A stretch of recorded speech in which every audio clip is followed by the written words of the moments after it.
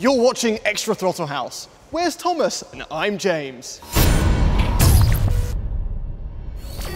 Okay, if you're a regular on Throttle House, you know that there's normally two of us, myself and a man called Thomas, except he's racing his BMW in the rain today, which means he's missing out on this chance to have a look at the new F-150 Lightning. Which is exciting because, first of all, not only is the F-Series the best-selling truck in North America for 44 years, apparently Ford say it is the backbone of work across the United States, followed closely by underpaid Amazon workers. But this is now in its electric form, the Lightning, and it joins the Transit and Mustang names in Ford's mission to go zero emissions. And with it, you get two battery options, the normal one and then the extended range. And the extended range is exciting because it has massive amounts of power. It gets 563 horsepower, so more than a GT350, and 775 pound-feet of torque. That's more than a Dodge Demon. Together, that makes this the quickest F-150 ever. In fact, it's quicker than the Mustang Mach-E. This does 4.5 seconds to 60, that does 4.8. And that wears a Mustang name. Mustang, something that was met with no resistance by the public at all. But it's not called the extended range for nothing, because it gets 480 kilometers of range, 300 miles, as opposed to the smaller one that gets about 230 miles, 370 kilometers of range. That said, apparently those estimates are conservative and they account for 1,000 pounds of payload in the back. So when people have got into them, they've actually seen ranges of like beyond 400 miles in the extended range, which is interesting because GM recently announced that their electric Silverado is going to have 400 miles.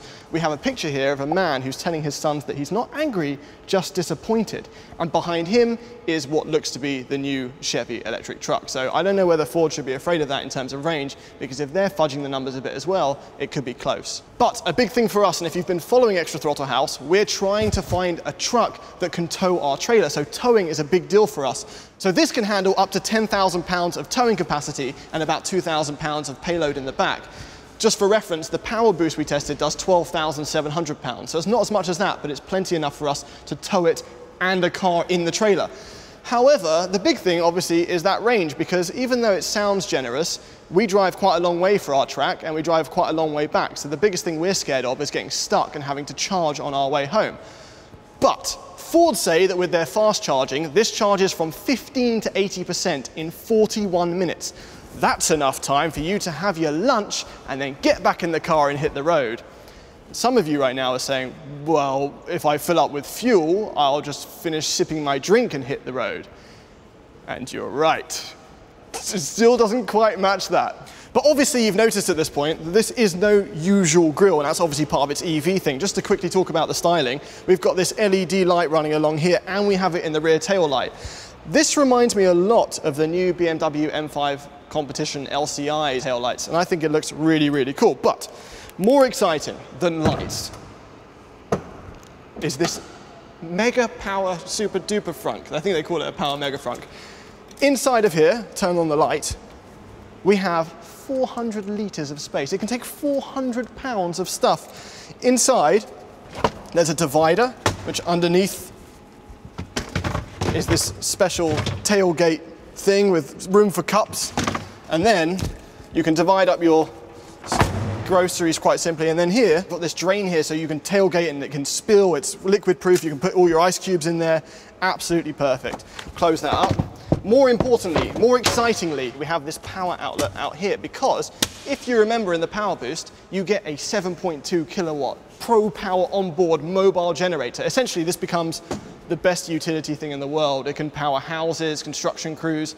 They've gone a stage further with this, and it's actually 9.6 in total. We've got 2.4 in the front and 7.2 in the back. And Ford say, and I don't want to mess this up because, you know, it's important. Ford say that with this 9.6 kilowatts of power, you can power an extreme tailgate party with an 1800 watt hot tub and a 1200 watt projection TV and a PA system and a refrigerator. And then there's still energy left for blenders.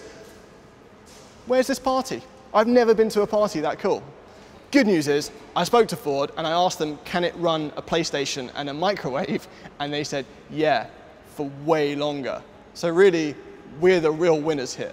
But getting back to the truck stuff, if we go round to the back, there's something going on here that you can't actually see straight away, but it's a first for an F-150, independent rear suspension.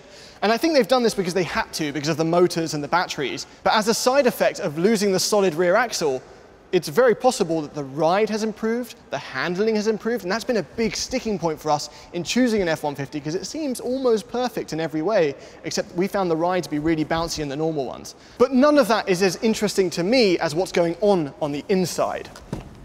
Because every EV we seem to get into, even though they've added the efficiency of EV and the zero emissions, someone somewhere says, let's reinvent the wheel with the interior.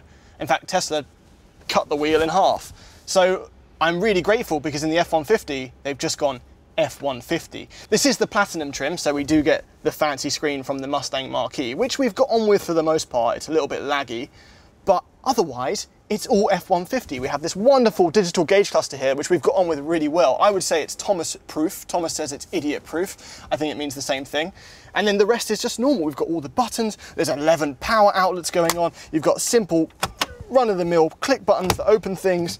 You've got the funky F-150 thing that came with this generation, which is you press this down, the shifter drops down. You've got the work table. It's just simple. How hard is that, everyone else? So, in conclusion, it looks like an F-150. It's powered by electricity only. It can power your house with electricity. It's easy to get on with. The ride is probably better. The only thing to worry about is range, and you can charge it at home overnight. This is a strong contender for us, and potentially a huge win for Ford. I'm curious to see what the Silverado is going to be like. But yeah, I understand this. My little English brain understands this giant electric truck.